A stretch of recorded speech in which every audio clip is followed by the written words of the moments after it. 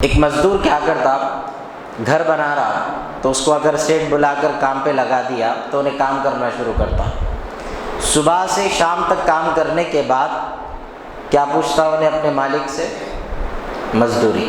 ٹھیک اسی طرح پورا مہینہ مسلمان جو انداز سے روزے رکھتے ہیں، اپنے آپ کو محفوظ رکھتے ہیں، گناہوں سے بچنے کی کوشش کرتے ہیں، اللہ کی عبادت، قرآن کی تلاوت، تراویح، نوافل، تہجد، واجبات، بہرحال تمام چیزوں کی ادائیگی کے بعد ایک مہینے کی مسلسل محنت کے بعد جو ہمیں تنخواہ ملنے کا جو وقت ہوتا ہے نا، یہ وہی وقت ہوتا ہے چاند رات کا، جسے لیلۃ الجائزہ کہا جاتا ہے کہ آج کی رات اللہ تبارک و تعالی آپ کے اعمال کا صلہ آپ کو دیتے ہیں، اجر آپ کو ملتا ہے۔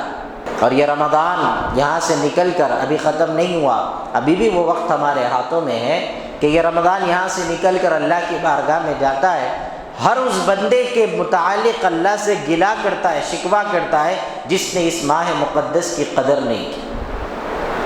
جنہوں نے اس مہینے کی قدر کی، یقیناً اس کے لیے وہ مغفرت کا ساز و سامان بن جاتا ہے کہ روز محشر میں اس کی شفاعت ہو جائے۔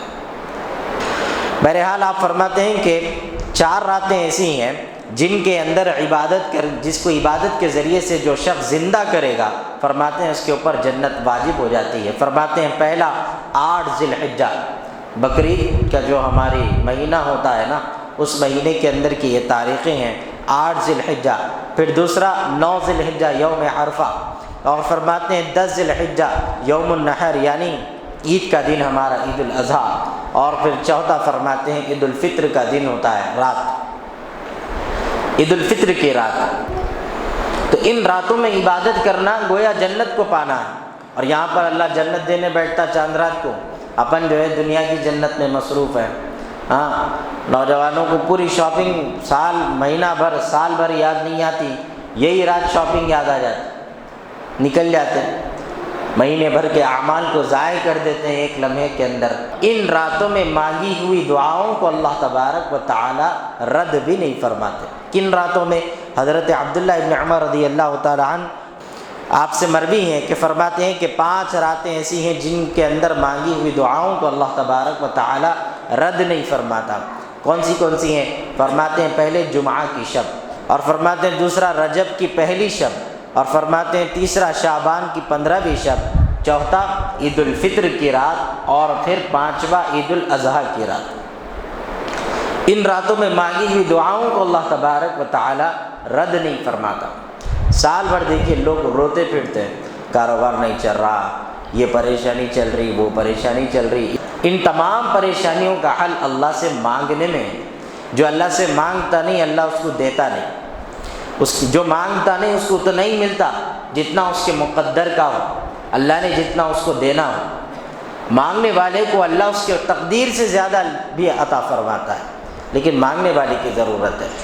تو اس لیے یہ راتوں کی قدر کریں، ان راتوں میں عبادات کریں، ان راتوں میں نوافل، خاص طور پر اپنے گھروں میں نوافل کے ذریعے سے اللہ سے مدد طلب کریں۔ اس کے اندر حضرت ابو امامہ رضی اللہ تعالی عنہ فرماتے ہیں کہ نبی صلی اللہ علیہ وسلم نے فرمایا، جس شخص نے عیدین کی رات عبادت میں گزاری، اس طرح عبادت کہ جس کی نیت یہ ہو کہ میں یہ رات کی عبادت خالص اللہ کی رضا کے لیے کر رہا ہوں، اور اس کا مقصد حصول ثواب ہو کہ مجھے اس کا اجر و ثواب ملے گا۔ اگر اخلاص نیت کے ساتھ کوئی شخص اگر عیدین کی راتوں میں عبادت کرتا ہے تو رسول اللہ صلی اللہ علیہ وسلم فرماتے ہیں اس کا دل اس وقت مردہ نہیں ہوگا جس وقت میں سب کے دل مردہ ہوں گے۔ مگر آپ غور کریے کہ آج کی رات کو ضائع ہونے مت دیجیے۔ آج کی رات بڑی برکتوں والی رات، انعام والی رات ہے، آپ کو آپ کا محنتانہ ملتا، آج مزدوری ملتی۔ اگر اس رات کو بھی ہم ضائع کریں گے تو پھر وصولی کب ملیں گی؟ اگر سیٹ بلا رہے کل رات میں بانٹ رہا تھا تم آئے لینا، پیسے ختم ہو گئے بولے تو بول سکتے کچھ بھی، پھر انتظار خاموش چلے آنا پڑتا۔ تو لہٰذا آج اللہ اجر و ثواب، آج اللہ نعمتیں، انعامات، برکتیں آپ کو عطا فرماتا پورے مہینے کی عبادتوں کے۔ بہرحال پوری رات عبادت نہیں کر سکے تو کچھ نہ کچھ وقت ایسا نکال لیجئے جس کے اندر آپ عبادت کر لیں، اللہ سے دعا مانگ لیں، اور اس رمضان کی ہم جس طرح قدر کرنا تھا نہ کر سکے، اس پر اللہ سے معافی مانگیں، توبہ کر لیں۔ اللہ کے پاس سارے دروازے بند ہو سکتے ہیں، توبہ کا دروازہ بند نہیں ہوتا۔ وہ ایک ایسا در ہے جس در سے سارے در کھل جاتے ہیں۔ توبہ کر لو، سارے مناظر آپ کی آنکھوں کے سامنے ہیں۔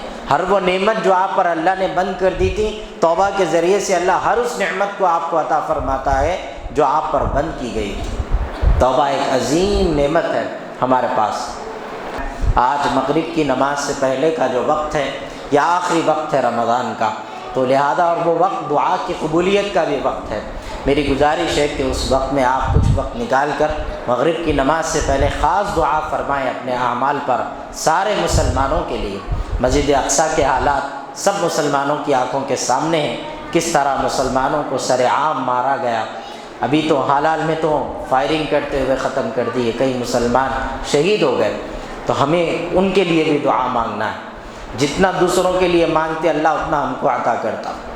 تو لہذا مسلمانوں کے حالات پر، ہمارے ایمان کے تقاضوں پر، ہمارے ایمان کی حفاظت کے لیے، ہر قسم کے شر و آفات سے ہماری حفاظت کے لیے اللہ سے دعائیں مانگے۔